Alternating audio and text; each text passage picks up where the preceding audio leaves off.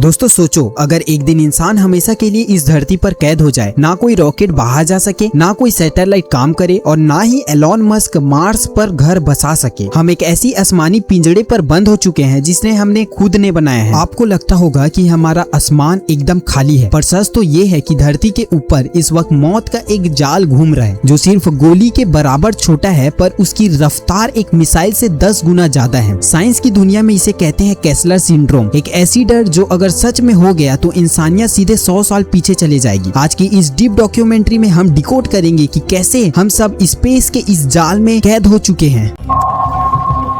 चलिए शुरुआत से समझते हैं। जब 1957 में पहला सैटेलाइट स्पेस में भेजा गया था, तब हमारा आसमान बिल्कुल साफ था, पर आज लगभग 70 साल बाद हमारी धरती के ऊपर कचड़े का पहाड़ खड़ा कर दिया गया है। इस जगह को कहते हैं लो अर्थ ऑर्बिट। इस वक्त हमारे सर के ऊपर लगभग 10,000 से ज्यादा एक्टिव सैटेलाइट घूम रही है, पर उनके साथ घूम रहे हैं लाखों कचड़ा, पुराने रॉकेट के हिस्से और टूटे हुए स्क्रू। आपको लग रहा होगा कि एक छोटे से कचड़े से क्या होगा। भाई, स्पेस में कोई हवा नहीं होता, इसलिए जो भी कचड़ा है वो हजारों किलोमीटर पर आवर की रफ्तार से घूम रही है। अगर एक छोटा सा भी टुकड़ा किसी स्पेसशिप में टकराया तो उसको चीरकर आगे निकल जाएगा।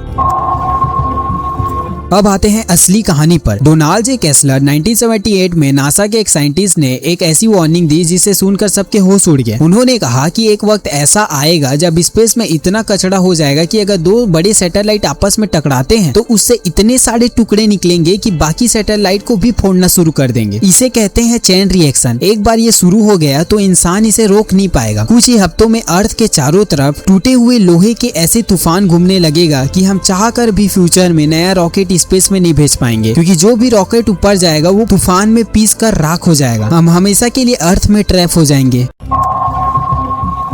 लेकिन इससे हमारी रोजमर्रा की जिंदगी पर क्या असर पड़ेगा? अगर केस्लर सिंड्रोम सच हो जाता है तो सबसे पहले हमारा पूरा कम्युनिकेशन तबाह हो जाएगा। No Google map, no GPS, no satellite internet. दुनिया के बड़े बड़े बैंकिंग सिस्टम क्रैश हो जाएंगे, वेदर फोरकास्टिंग बंद हो जाएगा, जिससे आने वाले तूफान और डिजास्टर का पहले से पता नहीं चलेगा। एक झटके में पूरा दुनिया का डिजिटल इंफ्रास्ट्रक्चर घुटनों पर आ जाएगा। हम वापस उसी पुरानी दुनिया में पहुंच जाएंगे जहाँ ना इंटरनेट था न कनेक्टिविटी।